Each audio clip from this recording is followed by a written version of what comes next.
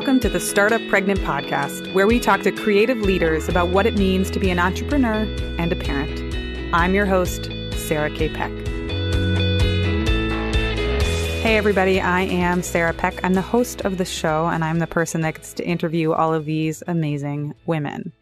One of the goals of this show is to create a series of interviews with at least 100 women so that we can share the breadth and depth of all of these different paths to motherhood and to entrepreneurship. As many of you know, I'm also working on a book, and that process has been, well, I'll save that for another episode. If you're curious, I can tell you all about the book process.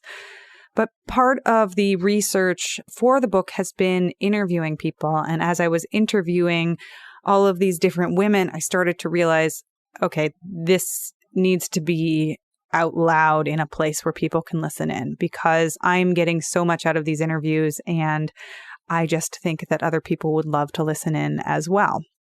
We just finished our first set of interviews with some incredible women.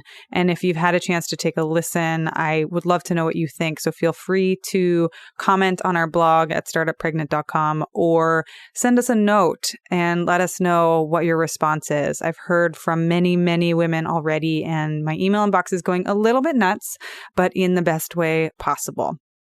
So what we're doing right now is we're pausing for a second, and we're doing a series of 10 episodes that are 10 minutes long each, a 10 by 10, to share some of the core themes and lessons that I have learned so far in doing this research.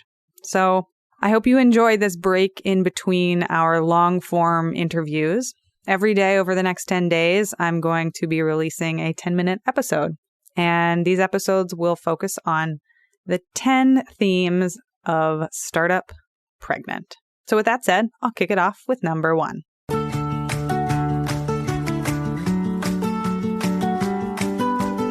The first most important principle of Startup Pregnant, one of the themes that I think has helped me so much in interviewing people and learning from different humans and understanding, well, what's true for you and what's true for me, and how do those things fit together, and what's the deeper truth here? Is there one? Is that there are 3 really important words that matter so much when we're talking to each other. And those 3 words are, in my experience. So when we start telling a story, we say, in my experience, this is what happened. How was your experience? What that does is that opens up the possibility for us to share lots of different stories, rather than make assumptions about the way something should look like or what everybody's experience is. When we start a story and it says, well, breastfeeding is hard, period, or breastfeeding is great, period, or breastfeeding is the only thing you should do, period, we run into a little bit of trouble because that's not true for everybody. So I find it immensely helpful to start saying, in my experience. There are multiple stories of being a mother and being pregnant, and being a parent and being an entrepreneur.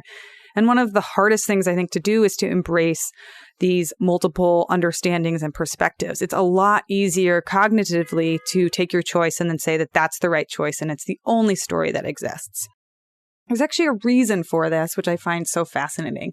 And it has to do with an idea called cognitive dissonance. So that's when you have some sort of belief or idea or framework in your mind, and in order to attach yourself to it, in order to believe it to be true, it is dissonant, which is to be against or to make a terrible sound. You know, when you play 2 keys on the piano that don't sound the same and it creates this like awkward, terrible sound to some people. That's dissonance. It's when there's like a contrast or a dislike feeling. So when we run into another belief, when it marches into our brain and says, well, hi there, here's another theory, here's something else to think about. And you say, well, I have to reject that because I already have this operating belief and I believe that this is true. And therefore, it's really hard for me to add this other thing to my brain. For those of you who are scientists out there, you can let me know if I'm explaining cognitive dissonance correctly. So what happens in our brains is that we fight off other examples, and we have to make other people wrong in order for us to maintain the belief that we are right.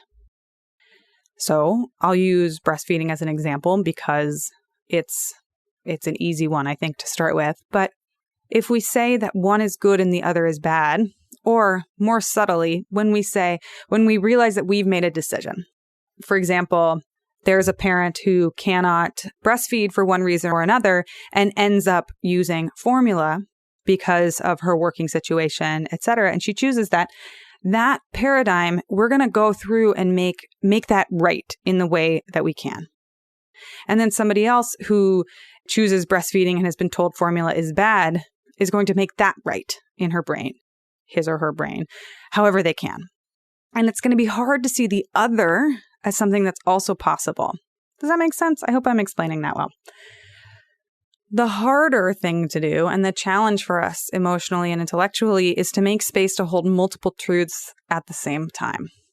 Some people say that this is the wisdom edge. This is the growth edge for many of us, is to be able to fully hold each of these stories and say, well, golly, there are a lot of stories, and what may be true for me in this circumstance in this time may be different than somebody else. And neither of us is wrong for having necessarily made those choices. So the question here in this episode is, what is one instance where you can remember somebody making one decision and you made a different decision? And how were they both right for you in particular? If any of you have read Amy Poehler's book, I think that there's a phrase that stuck in my mind that I really love and I use all the time. And it's the idea that when women are supporting each other and lifting each other up, we use the phrase, good for her, not for me. And what that lets us do, God, I love that phrase, good for her, not for me.